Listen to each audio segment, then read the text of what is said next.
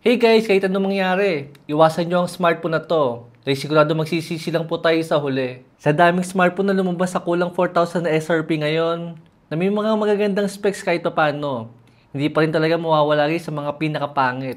At mukhang ito na ang pinakapangit na smartphone na mabibili natin sa kulang 4,000 na SRP ngayon. Just imagine para sa may 4,000 nga na SRP, ito na ang pinakamabagal na processor na makukuha natin sa mga bagong smartphone ngayon. Pinakamabagal, mas mabagal pa sa may MediaTek Helio G36. Naka-Unisoc T603 na processor. Yan ang tapos sa kabagalan sa mga bagong processor na lumabas sa mga bagong smartphone ngayon. To the point guys na even yung GTA San Andreas, napakalag pa rin sa smartphone na to. Mas malakas pa rin si BBY 11 na 5 years ago na. Wait lang pala sa may Antutu score guys ng smartphone na to. Dahil nga nakastock na siya sa may 34%.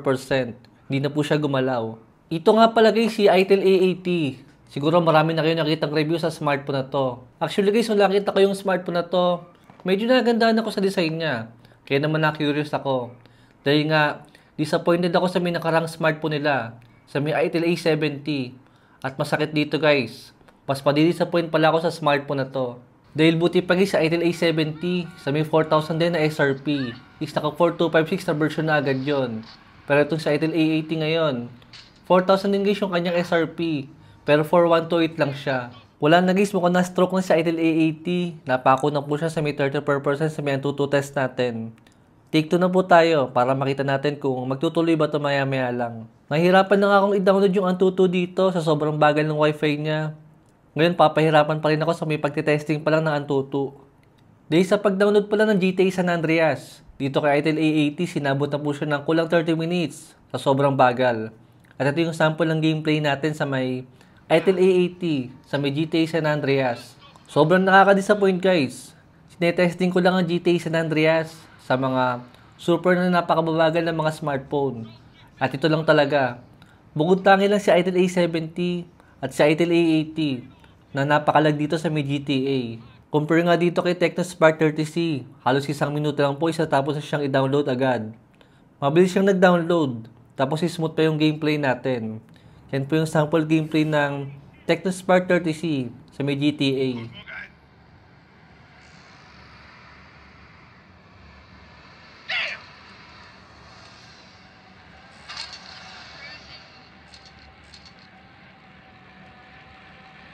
Ito naman yung sample ng Wi-Fi speed nilang dalawa guys. Para makita nyo kung gano'ng kabagal talaga ang Itel A80. Napakasakit ng isipin guys na para sa halagang 4,000 na SRP, still meron pa rin ganyang kabagal na wifi sa mga bagong smartphone ngayon. Compare sa mga unang smartphone na pinakita ko po sa inyo kanina. Lahat po yun yung supported sa may 5 GHz na may wifi. Na lahat po sila is merong around na 4,000 na SRP. Finally, umabot na po siya ng 84% dito sa may Antutu natin. Sana lang matapos to. Ina-advertise din pala to ni Itel na merong 120Hz sa refresh rate.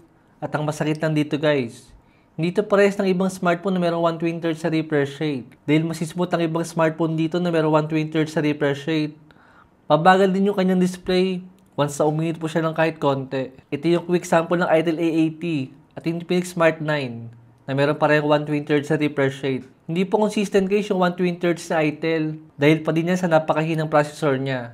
Well guys, siguro maisip ng marami sa inyo, mayroong mag-expect ng magandang specs sa 4,000 lang na SRP. Ang kaso lang hindi natin pwedeng baliwalay si Tecno Spark Go 1 at ang Infinix Smart 9 na literal na mas magandang specs compare nga kay Itel A80 na kulang 4,000 lang din ang presyo. Dahil para sa akin guys, kahit 4,000 lang ang budget nyo sa isang smartphone, still deserve nyo pa rin ang magandang smartphone. Dahil sigurado marami sa inyo. Pinag-iipunan ng matagal yung ipambibili nyo ng smartphone.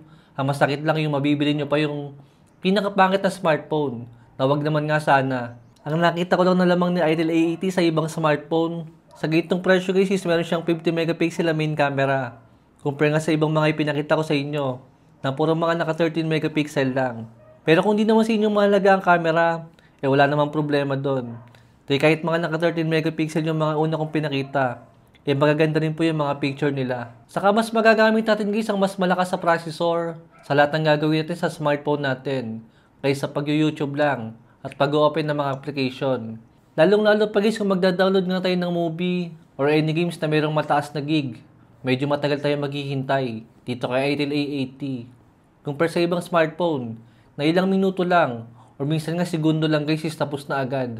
Pero still guys, kayo pa rin naman ang masusunod kung gusto nyo pa rin ng smartphone ni Itel.